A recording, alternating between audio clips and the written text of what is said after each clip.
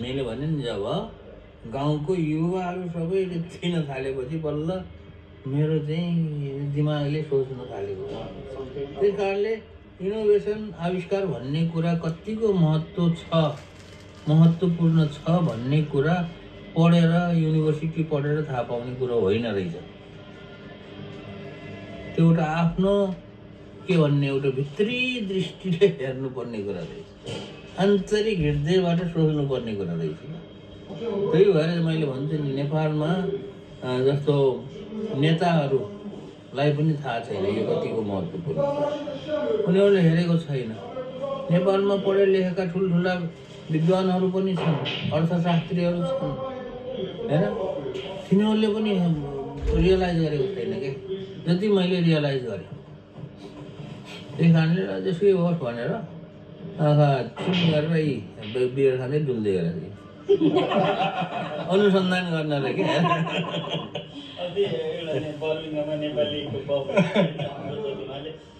यस्तै बनाउनु पर्छ भनेर खास हामी त्यहाँ खाना छिरेको होइन। त्यसपछि त्यहाँ त होल समाज, गलकोट समाज, के समाज सब जम्मा भयो सेलरहरू देखाउनु भयो। तर धेरै देश राम्रो रहेछ सेलर हेर्दाखेरि होइन। अब कुरा के हो भन्दाखेरि यो कुरा अब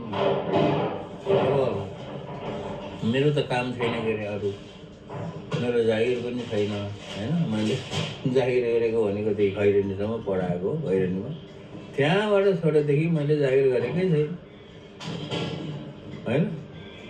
अब व्यवसाय मैले गरेको छैन, के गर्ने त भन्दाखेरि डुल्दै बियर खाँदै डुल्दै गर्ने।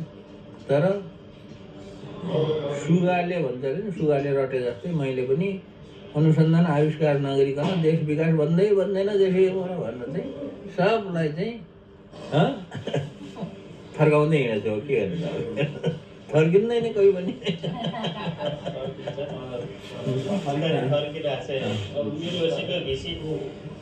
सुन्न आउँछ ताकि स्पिच सुनेर 10,000 पाउन्ड कसैले डोनेट गर्छ।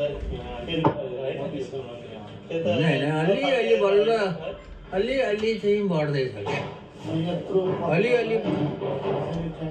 सानो हल्लेर भन्दै गर्दाखेरि देख्दाखेरि यो you can't do it very much, eventually it will break. It takes time, so it's going to happen. होइन अब अलि फरक पर्दो रहेछ कि पर्दैछ कि जस्तो मलाई भान भइरहेको छ होइन। अब यसो भन्दै हिँडेछु मैले, भन्दै हिँड्न थालेको खास गरी 2017 पछि हो। 2017सम्म त मैले कसैलाई भनेको थिइनँ आविष्कार केन्द्र खोल्नुपर्छ भन्ने कुरा, र दर्ता गरेको पनि 2012मा हो। 2017सम्म मैले कसैलाई गाउँलेहरूलाई अथवा साथीभाइहरूलाई यो यति महत्त्वपूर्ण छ, यो खोल्नुपर्छ, यसो गरौँ उसो गरौँ भनेकै थिएन।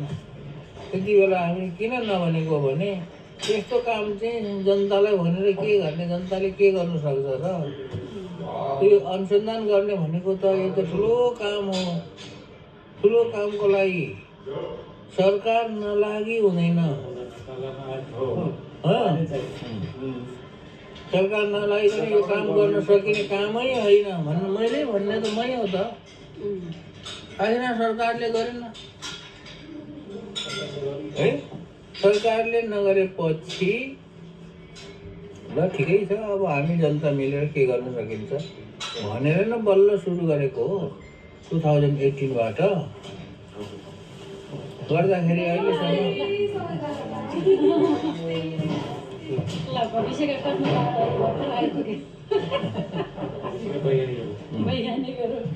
र अलि अब बुझ्दैछन्, अब जस्तो बुझ्दैछन् होला र त खोज्दै आउँछन् होला नि भन्छु म होइन।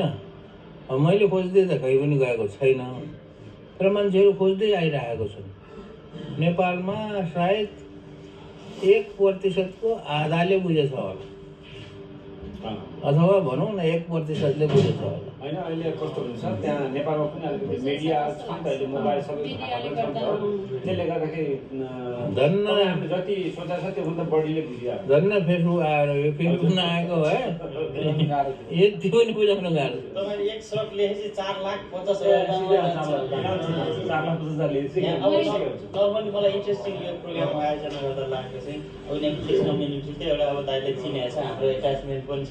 यहाँ युकेमा चाहिँ यहीँ जन्मेर हुर्केको डक्टर इन्जिनियर्स ब्यारिस्टर भएका यहीँका केटाकेटीको ग्रुप छ क्या एउटा छुट्टै, तिनीहरूले सबै कन्ट्याक्ट गरेर हामी चाहिँ ल दाइलाई टाइम मिलाइदिनुहोस् होइन, त्यो जुन रिसर्च इनोभेसनको प्रोजेक्टहरू जुन भइरहेछ नि स्लाइड भएको स्लाइड हेर्दा डेफिनेटली उनीहरूले हेरेको होला कि युट्युबमा गएर यो प्रोजेक्ट उनीहरूले चाहिँ इन्ट्रेस्टेड लाग्यो त्यो लर्निङ बक्स। अनि त्यो भाइ मेरो उसमा रहेछ, त्यो लर्निङ बक्स मैले प्रमोट गरेको देखेर त्यो प्रेसिडेन्ट भाइले त्यो प्रोजेक्ट मेडिकल ड्रोन यस्ता यस्ता होइन उनीहरूलाई एकदम इन्ट्रेस्ट के यस्तो पनि इनोभेसन भइरहेछ नेपालमा होइन, वर्किङ प्रोटोकलहरू छ, उनीहरू काम गर्ने फेजमा छ, त्यो एक्साइटमेन्ट के उनीहरूलाई हामी के हेल्प गर्न सकिन्छ भनेर प्रोग्राम राखेको छ कि होइन। त्यो 22 तारिक दिउँसो लन्डन युनिभर्सिटीको छ दिउँसो। लन्डन युनिभर्सिटीको नि कस्तो के अरे त्यो प्रोफेसरले एउटा इन्डियन प्रोफेसरले दाइको अब चाहिँ सुनिरहेको रहेछ। अनि त्यसपछि कुरो म फ्रेन्ड्स होइन साथी मायुरको भिजिट देखेँ तेरो उसमा फेसबुकमा होइन, अनि can organize one program in our university भनेर गरेँ होइन। होइन विदेशीले त्यस्तो भन्ने कुरा त एकदम रेयर कुरा हो होइन। अब त्यो विदेशीले लाई नि मैले त विदेशीलाई त कहिल्यै भन्दैन, हामी इन्ट्रेस्ट भएर आउँछ भनेदेखि आउँछ भनेदेखि म भन्छु। तर विदेशीलाई पनि यो हाम्रो आफ्नो व्यथा हो, अर्कोको आफ्नो व्यथा अर्कोलाई किन सुनाउनु भन्ने हिसाबले मैले विदेशीलाई पनि गएर मैले कहिल्यै एप्रोच गर्दैन। तर कोही विदेशी आएर गर्छु भन्छ भने द्याट्स ओके होइन। अस्ति डोनेट गर्ने इन्डियन हो त 10,000 पाउन्ड। अब मैले त्यो त्यो त्यो किन भन्छु भने यो त हाम्रो आफ्नो भित्री कुरा हो क्या, हाम्रो देश गरिब भयो यसलाई यसो गरौँ उसो गरौँ भन्ने हाम्रो भित्री सल्लाह हो। त्यसलाई चाहिँ विदेशीलाई किन घुसाउने, किन विदेशीलाई लौ भनेर फेरि त्यो रोइ कराई गर्न जाने। त्यस कारणले विदेशीहरू हजुरको इनोभेसन सेन्टरमा आयो भने कि उनीहरूलाई इन्ट्री के छ, उनीहरूले अपर्च्युनिटी पाउँछ त्यहाँ हेर्ने, त्यो क्युरियोसिटी भएर रिसर्चको लागि पाउँछ क्या, रिसर्चको लागि पाउँछ। जसलाई पनि हामीले देशी विदेशी कसैलाई भन्दैन, सबैलाई भन्छ आउँछन् विदेशीहरू पनि फट्टफुट्ट युनिभर्सिटीहरूले त्यहाँ हाम्रो उसमा टुर ल्याउन आउँछन्, कोल्याबोरेसन गर्छन् गर्न चाहन्छन्। तर उनीहरू आफ्नो खुसीले आएको क्या। जस्तो उदाहरणको लागि हामीले त्यो बनाउँदै मैले एक दिन एउटा मान्छेलाई एउटा प्रोफेसर रहेछ त्यो 6 माइलमा त्यहाँ रेस्टुरेन्टमा भेटेँ। अनि त्यो बुढा रहेछ जन्ने 50, त्यति बेला मैले भेट्दाखेरि 85 वर्षको डेनमार्कमा प्रोफेसर रहेछ, रिटायर भएको। तर नेपालमा जाँदो रहेछ र नेपालमा चाहिँ खास गरी थारू समुदायहरूलाई सहयोग गर्नको लागि भनेर गर्दो रहेछ। यसै कुरा गर्दाखेरि अब के गर्छ कसो गर्छ के गर्छस् भन्ने कुराहरू सोध्यो। मैले पनि यसो गर्छु भने यसो गर्दै जाँदाखेरि त्यति बेला आविष्कार केन्द्र खोलेको पनि थिएन, त्यही छलफल हुने थियो। ल यस्तोलाई त एउटा ठाउँ चाहिन्छ, एउटा काम गर्ने ठाउँ चाहिन्छ, म मद्दत गर्छु भनेर त्यो बुढाले त्यहीँ ल मैले निकै ठुलो सहयोग गर्छु मैले सक्ने जति भन्यो। अनि पछि चाहिँ उसलाई म अब डिसेम्बर महिनामा मेरो एकजना मान्छे आउँछ, उसले सहयोग गर्छ, उसले भन्छ भनेर त्यो बुढाले लु 1,50,00,000 रुपियाँ दियो त। कुन देशको डेनमार्कको। अहिले त 89 वर्ष भयो। अहिले जाँदाखेरि डेनमार्कमा त्यसलाई भेट्छ। अर्गनाइज गरेको छ दिदीबहिनीले। अब हामीले बोलाएको होइन तपाईँ 6 मेलमा भेटेको खोज्दै गएको नि होइन होइन त्यस्तो भयो क्या कोइन्सिडेन्ट भेटिन्छ त्यस्तो होइन मान्छेहरू। जस्तो अब कोरोनाकै समयमा चाहिँ त्यो वहाँ अमेरिकामा एउटा स्ट्यानफोर्ड युनिभर्सिटी भन्ने छ त्यहाँ युनिभर्सिटीको त्यो प्रोफेसर त इन्डियन हो तर धेरै पहिला इन्डियामा गएको उता गएको अमेरिकातिर गएको त्यो त्यहाँ चाहिँ ठुलो प्रोफेसर छ त्यो कोरोनाको समयमा हामीले विभिन्न चिजहरू बनाउने के गर्ने भन्ने कुरामा उसले पनि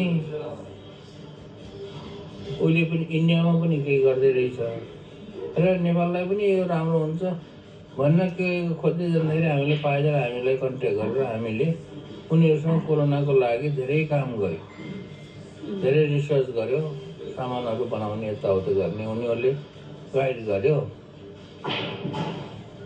हामीले खोज्दै गएको होइन अस्ति 7-8 महिना अगाडि